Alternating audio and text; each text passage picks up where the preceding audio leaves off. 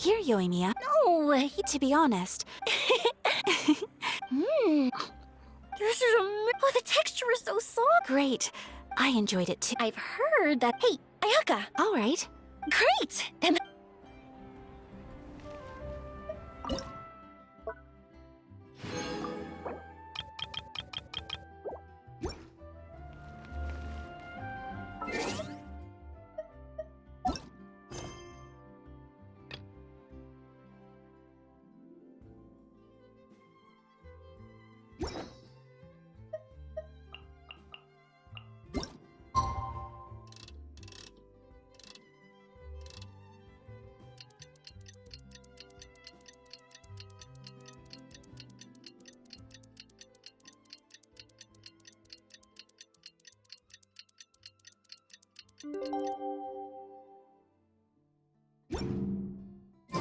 It's finally time to meet up with everyone! Paimon even dreamt of making the film last night. If Paimon remembers right, we're meeting at Hotel de Boer. Let's get going!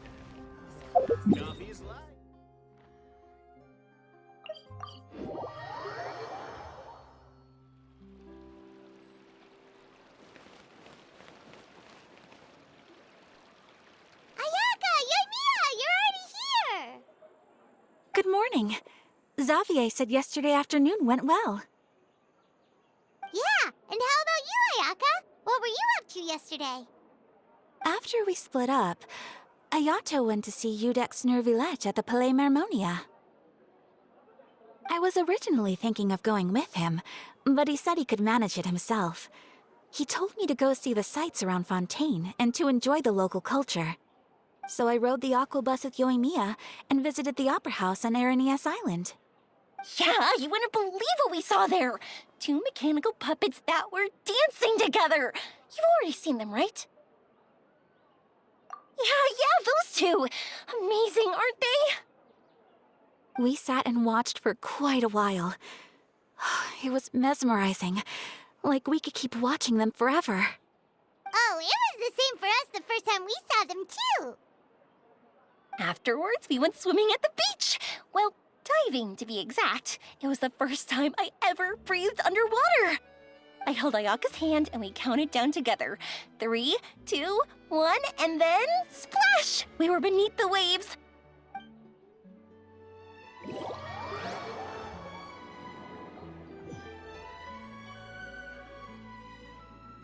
At first, I didn't dare to open my mouth. But once I couldn't hold my breath any longer, I decided to take a big breath in. Turns out the water wasn't as salty as I imagined. It didn't really taste like anything at all. Before I knew it, I was breathing like normal down there. It was an amazing feeling. Ayaka said I was too nervous and needed to loosen my grip. She got used to everything way faster than I did. I knew that the Traveler could do it, so I had no doubt we could do it too. That helped me feel at ease as soon as we dove in. The underwater world in Fontaine truly is beautiful. I love seeing the romaritime flowers blossoming underwater, like little candles lighting up the streets at night. Yeah, and there were so many creatures that we've never seen in Inazuma. Like those fish that shimmer like a sword blade. Whoosh! Oh, and those big fish that call when they see people. Ooh. Oh, you mean Hunter's Rays and Blubber Beasts. I just love the name Blubber Beast. Just wait till Pops and the others hear about this. They probably won't believe a word I say.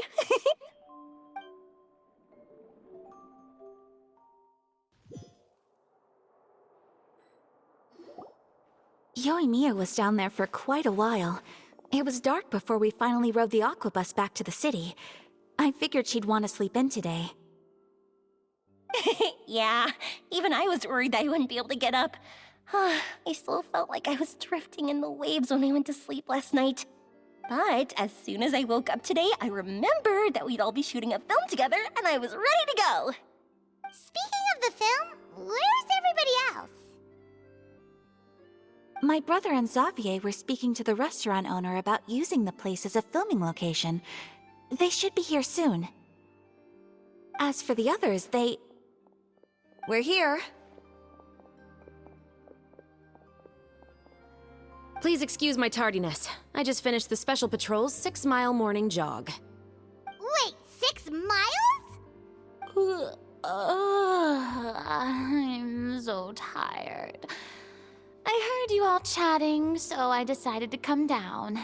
I sure could use some of that endless energy everyone else has. Good morning, everyone. Morning. Can someone fetch me a cup of coffee? More milk, hold the sugar. Sure, I'd be happy to do that for you. No, you can't go anywhere. Please, have a seat over here so I can get started on your makeup. The last thing I want is coffee stains on my costumes. I can get the coffee. It's the perfect job for an assistant.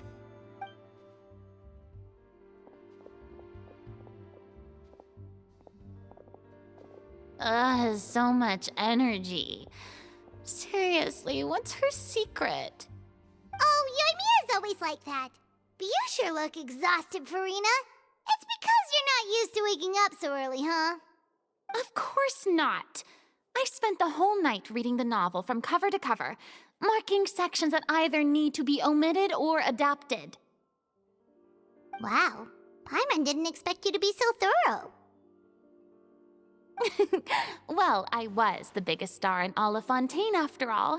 It takes more than just a pretty face to earn a reputation like that. I know how to get serious when the situation calls for it. I went all out when I was acting as an Archon, so why wouldn't I do the same for my own life? Here's your coffee, Director Farina.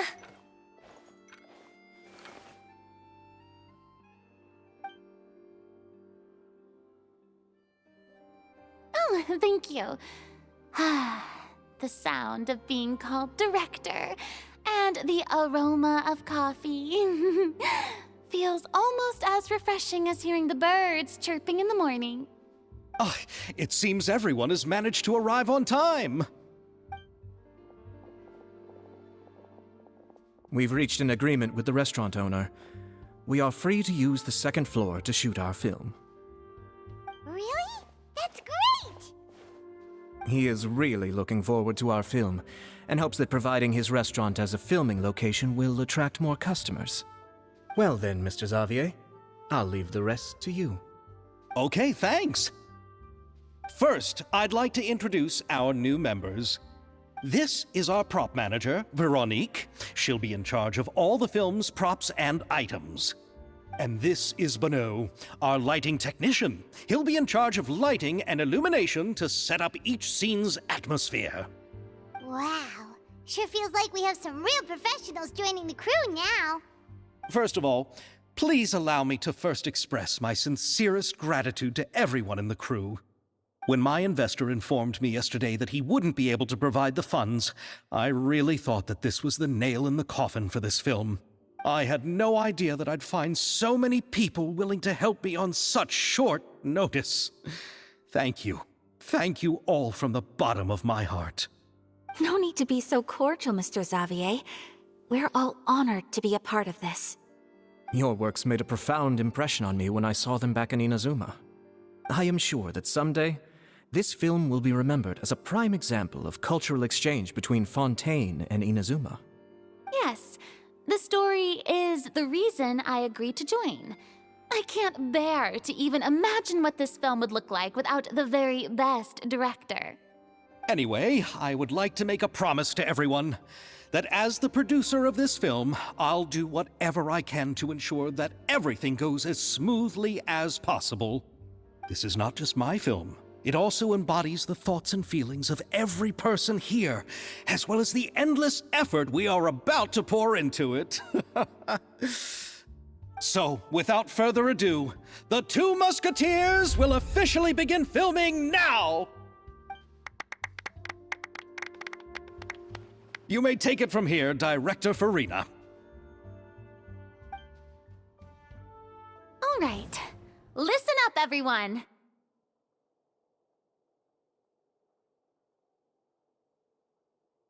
The first scene takes place when the two young musketeers are living at the Baron's home, still unaware of all that is about to happen to them. We'll need props and lighting to set the scene. Our lead actors can go get their makeup done, and extras, please take this time to go over your positions. Whoa. Seems Farina's really kicking things into gear as the director. Is everyone clear? I don't want anyone traipsing around the set like umbrella finches. All right, cameras will start rolling as soon as the set is ready. Let's make a film that'll make some serious waves in Fontaine. Not the kind of waves that drown people. I mean, the good kind of waves. Seems like she's still a bit traumatized by that. Anyway, let's go see if there's anything we can do to help.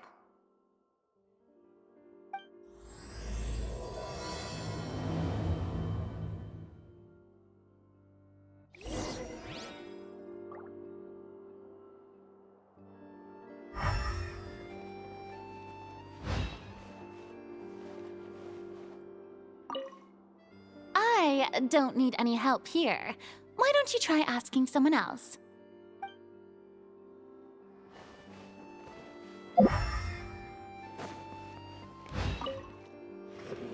How about here? A little more to the left. You got it. Hey, Yoimiya, do you need a hand? No, I'm fine. You know, doing the lighting is kind of like designing a fireworks show. It's interesting to imagine what kind of atmosphere the lights will create. I heard that the Traveler will be operating the camera and Paimon will be the clapper loader, right? Those roles are just perfect for the two of you. Really? Is that because it'll be easy for Paimon to hold the clapperboard while flying? Well, sure, there's that, but that's not exactly what I meant. I just think that after all your journeys together, you two must have developed a super close bond and just naturally know how to work with each other. If I'm not mistaken, the director will want the cameras rolling as soon as the clapperboard goes clack.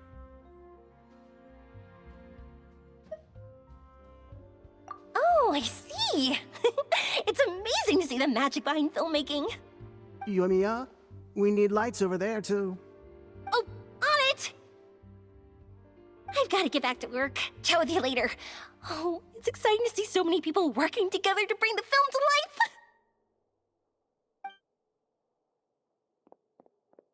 Seems like Yoimiya's really getting into it. But she was right. We do have a super close bond, don't we? Paimon's really happy to hear that.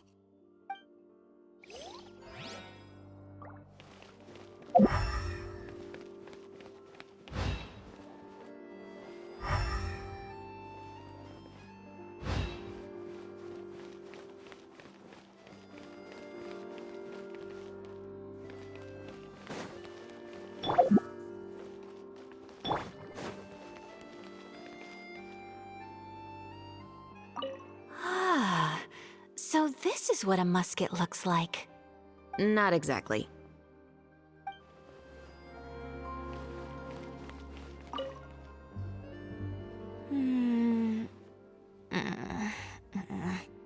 Ayaka has mentioned you to me before.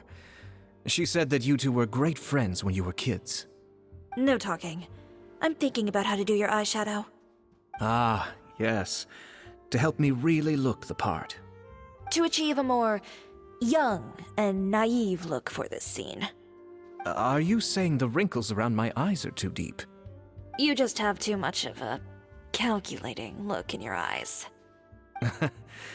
You sure don't mince your words. It seems you really haven't changed much. Quiet.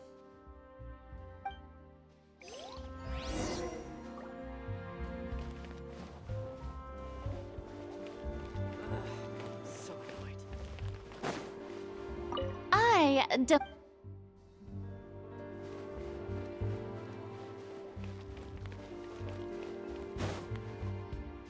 So, this is a real musket? No, it's just a prop weapon. Not bad. Have you seen a real musket before? Only in books and newspapers. I made this one based on the relative shape and proportions I saw in reference images. When we're filming, some special gunpowder will be applied around the muzzle, which will help create the flash and smoke effects of a real gun being fired. which means it'll be up to the actors to portray the recoil. That's right. The sound effects for gunshots will also be added in post-production. Thank you, Veronique. I think I know where to start now.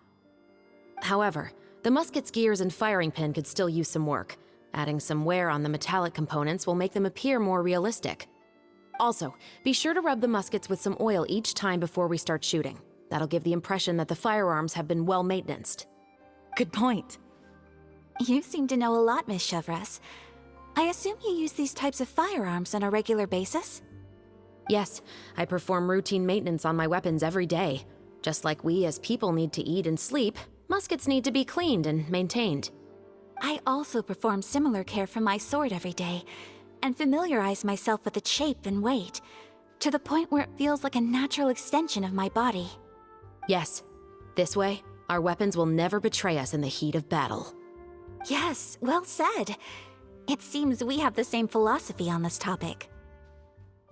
Oh, sounds like they found a common interest to talk about. Though these props differ from the muskets I use, I can still give you some pointers. Good. I look forward to your instruction. First and foremost, never point the weapon at anyone, regardless of whether it's a real or prop weapon or whether you're holding it or it's on the table. This holds for any time when you're not actively engaging an enemy. Okay, understood. When aiming the musket, extend your arm so that it's level with your shoulder and use your eye to look down the weapon's sights. Like this? Not bad. Now, try saying your lines. This is the end of the road for you. Good. Now turn your body a little. That way, you'll give your enemy less of a target to work with. And relax your shoulders. Here, allow me to demonstrate. This is the end of the road for you. Huh. Excuse me, Miss Chiori. Director Farina, there's something I wish to discuss with you. Oh? What is it? Like this? Yes, much better. What do you think? I do see your point. But are you sure you wish to do this? I believe it would be most fitting. Well, if you insist. All right, I understand. Miss Ayaka, Miss Chevres, could the two of you please come over here? Huh? What's going on? Are we gonna start filming now? Let's go see. What is it? I have a question for you, Miss Chevres. Would you be willing to play the role of a musketeer? What? To clarify, I would like to turn over my role to Miss Chevres. But brother... Don't worry, Ayaka. I actually view this as a good thing. I was becoming troubled trying to set aside some time to speak to the staff at the Palais Mermonia. I would like to have some conversations about the cultural exchange between our two countries, and I've heard that the bureaucratic process here can get rather complicated. Now, I will be able to focus on my work. Besides, you also know that I'm not really one for public performances. Are you really sure?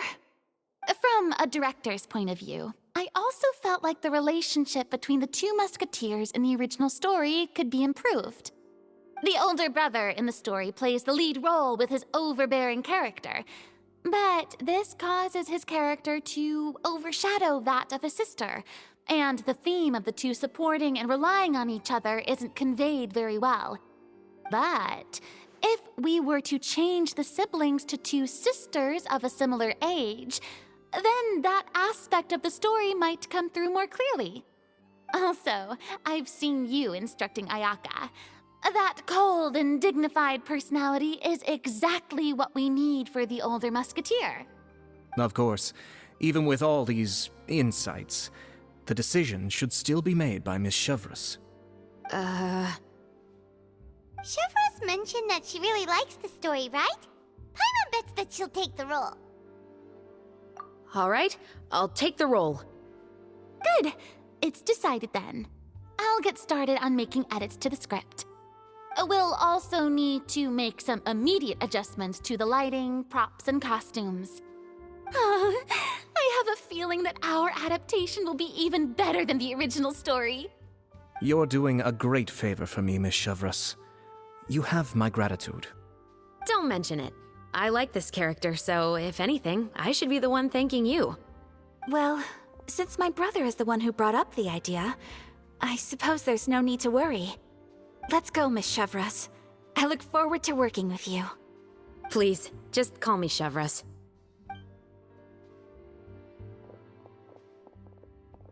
Seems like you're really going out of your way to solve the problem I was having with your makeup. Surely you jest, Chiori. I assure you that I was mostly motivated by a desire to spend more time on formal business. Oh, come on. You really think I'd buy that? According to what I've heard from Ayaka, her brother is someone who can juggle 10 different matters at the same time. I'm sure you have other reasons for backing out. Perhaps. Ayaka always said she wanted to go out and see more of the world, just like the Traveler. But I feel that she needs not only to see other nations, but also to make some different kinds of friends. I think it would be harder for her to make new connections with me constantly by her side. I would like to give her some space. All right, go on. Spoil her some more. Ayato! It's too bad you're stepping down from the role. Paimon really wanted to see you act as a musketeer. No need to poke fun at me. I'd wager that you also felt that I wasn't the best candidate for the role. It's a little hard for Paimon to imagine you saying those lines. Yes, I've made an appointment to meet some people from the Palais Mermonia. Now, I will have some more time to prepare. Traveler, get the camera ready. Paimon, get the clapperboard. Actors, to your positions. We're about to start shooting the first scene. Go on now. And please take good care of Ayaka. Yep, don't worry. Thank you. I look forward to seeing the film when it's finished. All right, now that we're all here, let me help set the scene for everyone. The first scene takes place when our two main characters are still living at the Baron's estate. They've been ostracized and verbally abused by others in the household, but they still have no idea why. We want to capture how naive and innocent they are, despite their pain. Chevreuse will be playing the role of the older sister, Tulip, and Ayaka will be the younger sister, Iris. Be sure to get close-ups of the main characters at the right moment. Silence on the set! Lights, camera, action! Let's go! Tulip, Mother's been out for quite a while now. Perhaps she went to pick some flowers on the way home. You know how she loves flowers. Iris, Tulip, I'm home! Mother! You were out for so long, we were beginning to worry about you. I'm sorry, but I'm back now, safe and sound. Here, I brought your favorite treat, apple turnovers. Mother, what are those bruises on your hand? Huh? What bruises? Oh, I must have bumped into something while I was working yesterday. But I didn't notice them this morning. Then perhaps they're from when I accidentally tripped when I was out just now. By the way, did you have fun playing at home? What's the matter, Iris? Well, we've realized that no one really wants to play with us. They even took Iris's doll and spat at us. And they even called us names. They said we were... Shh. It's all right. Don't worry. Girls, listen to me. It doesn't matter what anyone says. Don't listen to them. No one can define you with such words. You both have wonderful lives ahead of you. Just like your names. You will both blossom like beautiful flowers. Maybe your time to blossom hasn't quite come yet, but one day, you two will bloom more beautifully than anything else. Don't let the soil you're in now ruin your future beauty. Understand? My dear daughters. And cut! Not bad. The actors' emotions were all on point. Let's keep that take. Also, if our clapper loader could avoid shouting at the start of the scene next time. Oh, got it. Great. I was a little worried that my nerves would get the better of me. What about you, Chevros? I felt fine. The lines weren't too difficult at all. Seems like Farina must have adapted the role nicely. You two were great. I couldn't tell it was your first time acting in a film. You should have more confidence. Thank you for your encouragement. Positions, everyone! We'll move on to the next scene after we try a few more camera angles.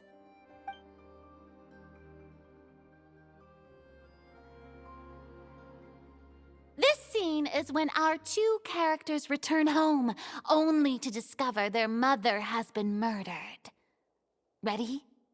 Lights! Camera! Action! Mother, we're back! Mother?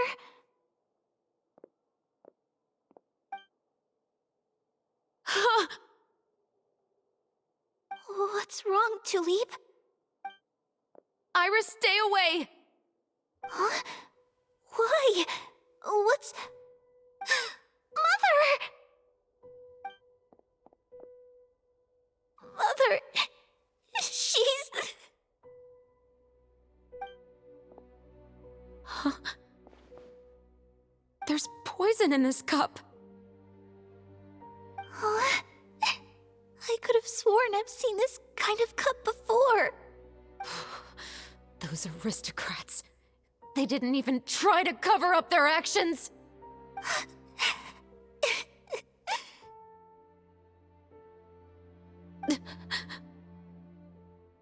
Iris, we need to leave this place.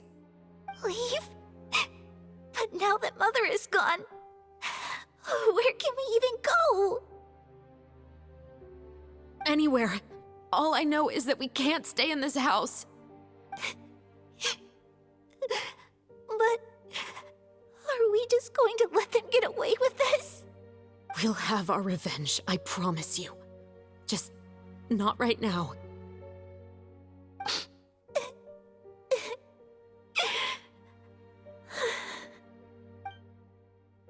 Come on, let's go. No, wait. We can't just leave Mother here like this. At least let me leave this rose with her. That's why we went out in the first place. To buy her this flower. All right. Goodbye, Mother. We'll avenge you. Someday. And cut! Beautiful! Great performance! Oh my, you're so amazing, Ayaka! And were those real tears I saw? How did you do it? I was surprised too. Thank you for the kind compliments. Actually, as soon as Director Farina said action, I told myself not to think about anything. I just felt the weight of the moment and became the character. It's quite similar to practicing the art of the sword. You clear your mind and focus only on what's happening in front of you. Ayaka's performance was amazing. Have I discovered an acting prodigy?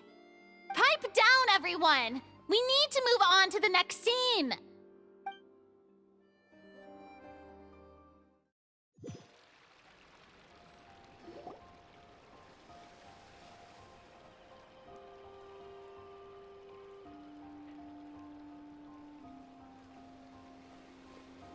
Huh?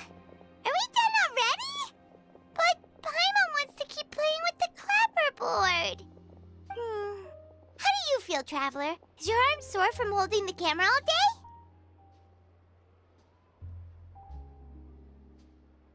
Good work, you two. You too, Shivers. You were quite the actress today. I've read this novel many times before. I have a good grasp of my character's mindset. Anyway, do you remember my request from yesterday? Oh, right! We were having so much fun that Paimon nearly forgot! You have a case where the murders seem really similar to the cases in the novel, right? So, how are they similar exactly? In the story, the main characters grow up to become two musketeers, always using their guns to carry out their revenge. And on each of the victims, they place a rainbow rose as a signal that they've returned. Yes, that's correct. We found rainbow roses just like in the novel. Seems like you're connecting the dots now. Oh, that does sound pretty concerning.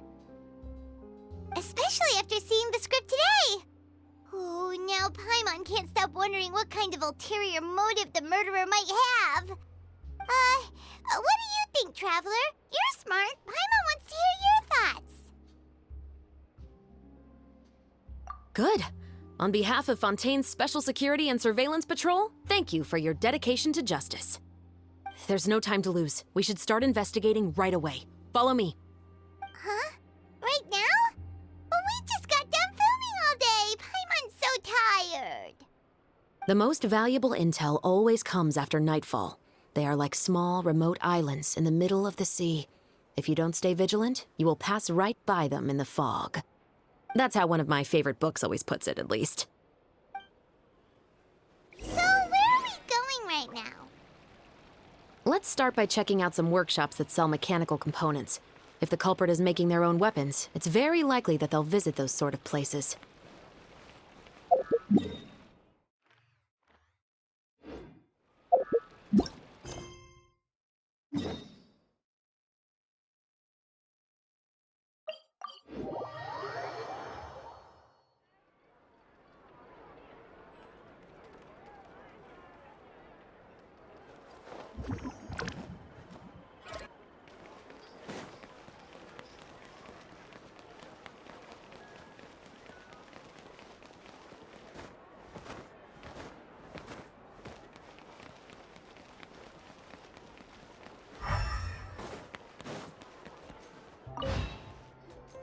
Welcome to Le Show's Clockwork Workshop. How can I help you? Hello. I'd like to know if anyone has purchased some special components lately. Special components? Sorry, could you be more specific? I mean the kind of components that aren't typically used for clockwork toys, but for firearms. Huh? For firearms? No, we don't sell those sort of things here. Don't misunderstand. I'm not here to cause any trouble. We are merely investigating a case, and we're hoping that you could cooperate. Well, to be completely honest, I'm not even sure what kind of components that would entail. Has anyone ever purchased components here as an individual rather than on behalf of an organization? We have a lot of customers who buy toys, but those who buy components are all regular customers who buy in bulk on behalf of their organization. Is that so? I understand.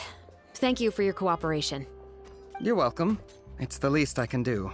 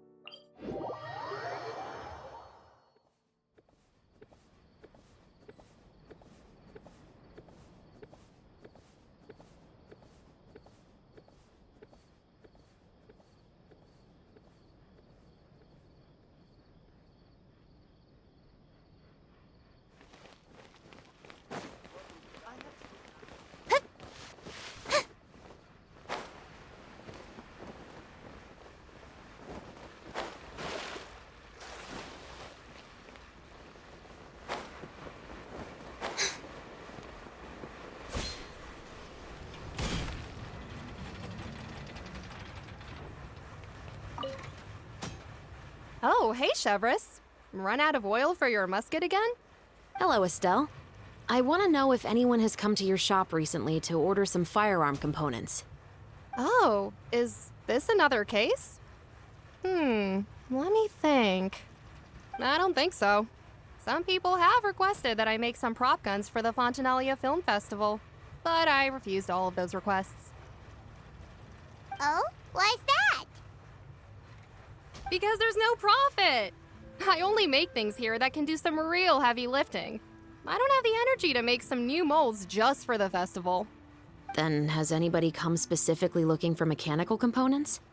Well, I usually sell off my scrap to the Fleuve Cendre. I don't typically give them to one specific person. I understand. Thanks for your cooperation. Don't mention it. Always happy to have the Musketeers' patronage. Seems like we haven't found any leads to go off yet. Yeah, unfortunately. All right, let's head to Fleuve Cendre next. Huh? Are you sure? People might not be so thrilled to see the captain of the Special Patrol there. You think so, huh? Then I guess you don't know. Huh? Know what? That I grew up in Fleuve Cendre.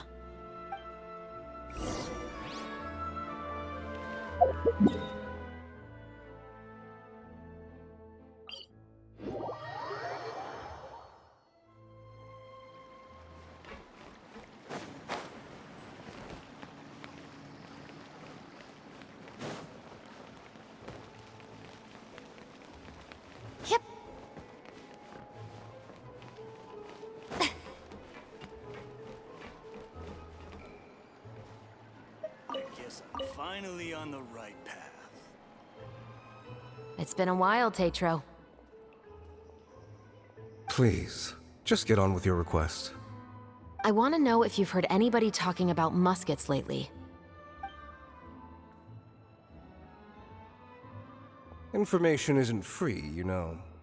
I've heard that bandits have been extremely active in the countryside recently, and they've been affecting the delivery of goods to Poisson. I can allocate some more manpower to help out with that problem. What do you say? You're still as helpful as ever. One of our men got drunk at dinner about a month ago and lost his gun. 3 days later, it turned up in the corner here. What's weird about that? He just forgot where he put it, right? This is Fleuve Cendre, my friend. Anything of value left in the tavern won't ever make it to the next day. But that gun turned out to be an exception. It didn't get any new wear and tear on it, and didn't even appear to have been fired. We were quite mystified as to what could have happened. I suspect it came back because the weapon was already known to the guards. You mean, a criminal was afraid the Marechaussee Phantom would use the shot marks to track them down? Maybe. But if that's the case, the culprit really took great care to avoid getting caught. I didn't say anything about a criminal. In Fleuve Cendre, knowing who was killed is as easy as knowing what clothes you're wearing today. It's the guy living in the east side, isn't it? I've never liked him. Every time he's here, he just orders a drink and sits there with a nasty look in his eyes. So, who was the one who lost the gun in the first place? Don't bother. Even if you ask, he wouldn't admit to owning a gun to some strangers. Not to mention the captain of the Special Security and Surveillance Patrol. He's right. I know you grew up here, Chevris. Even though you're on good terms with the Spina, you've still been gone too long. Not many people know you here now, and a lot of people don't like the Special Patrol. I know. So take my advice and don't show your face too much around here. It's for your own safety. I'll come and go as I please, and I'm afraid I'll be appearing more often due to my work. All right. Don't say I didn't warn you. I really need those parts. What's taking him so long?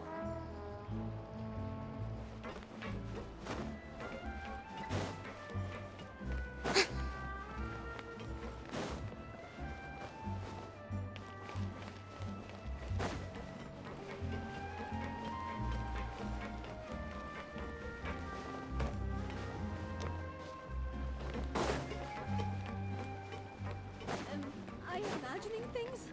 Or is all this standing making me dizzy?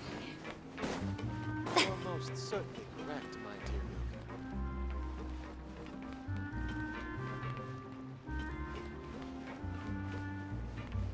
Luca. Hello, I'd like to ask some questions. I don't know anything. Don't worry, I'm not here to arrest anybody. You say that now. It's the truth. Here, take this as my guarantee. Wait, did Paimon just see what she thinks she saw? Is the captain of the Special Patrol bribing a citizen? Seems you're different from the other guards. What do you want to know? Have you heard anything related to Muskets in Fleuve Cendre lately? Anything at all? Muskets, huh? All I know is that about 2 weeks ago, we started hearing some loud noises at night. So loud that it's been waking me up. Were they gunshots? Possibly. It's hard to tell around here. Someone's house collapsing, a pipe exploding somewhere, it's all the same. But the noises I'm talking about definitely happened after I fell asleep. Do you know where the noises were coming from? I don't remember clearly. Is it that you don't remember, or that you need to think about it some more? You tell me. Then please, think about it some more. She's giving her even more Mora! The noises came from the end of the Southern Waterway. I came out and had a look for myself when I wasn't sleeping well, but I didn't dare get too close. That's all I know. All right, I'll take your word for it. Thanks for the pâte de fruits.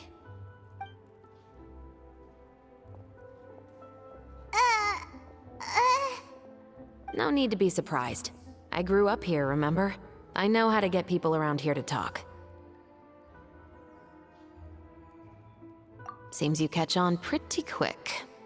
Now then, let's keep going.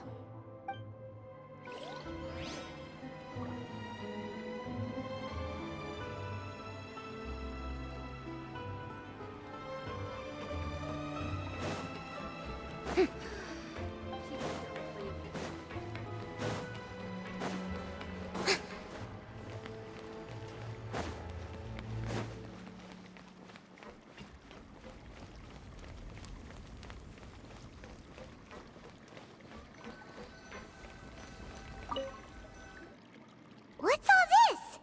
Some broken planks and barrels, as well as some liquor bottles? Yes, but have a closer look, Paimon. Hmm? Even though somebody has purposefully tried to clean them up, these are obviously marks from musket bullets. In other words, someone was here trying to improve their shot. They were using the barrels and bottles for target practice. Could it have been the killer? Your guess is as good as mine. Although many people at Fleuve Cendre own guns, few hide the fact from others. And even fewer would go to such lengths to hide markings from practice shots. Anyway, let's go. There might be more to this.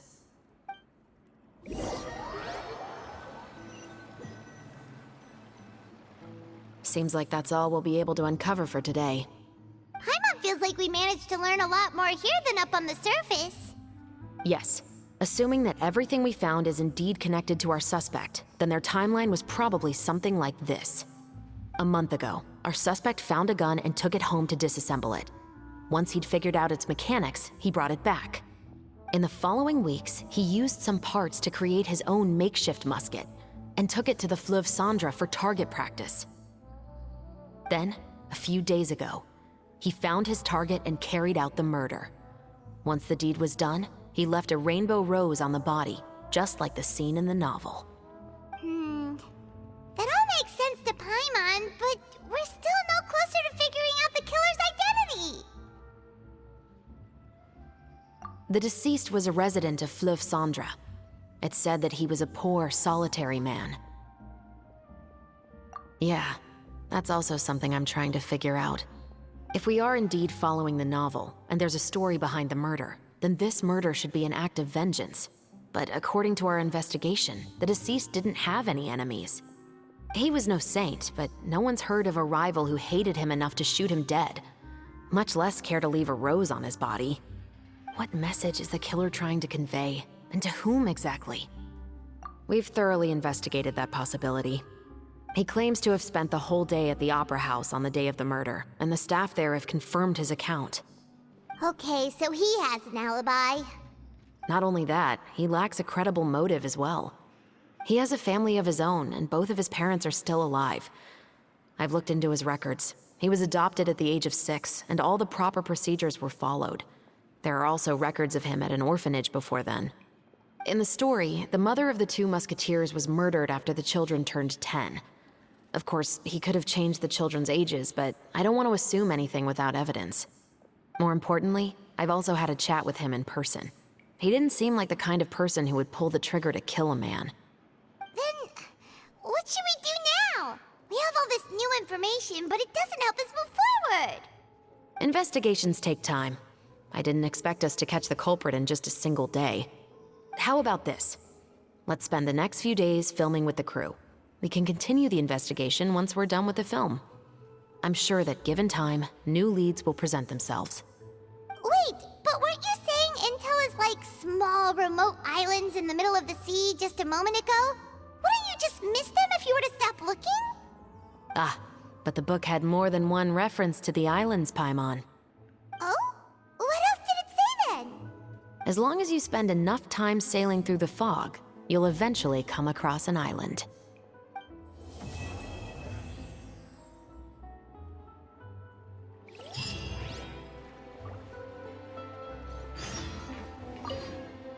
What? Never thought that the captain of the security and surveillance patrol could come from the Fleuve Cendra? Honestly, I'm pretty shocked too. There used to be a time when I thought I would never be able to join the guards. But as long as you can distinguish yourself through your accomplishments and skills, you'll eventually be recognized for your worth. If you look at it another way, my life at Fleuve Cendra has actually taught me a lot of valuable skills. Skills like how to barter with criminals or how to think in their shoes. Of course, I'd appreciate it if you could keep this a secret between us.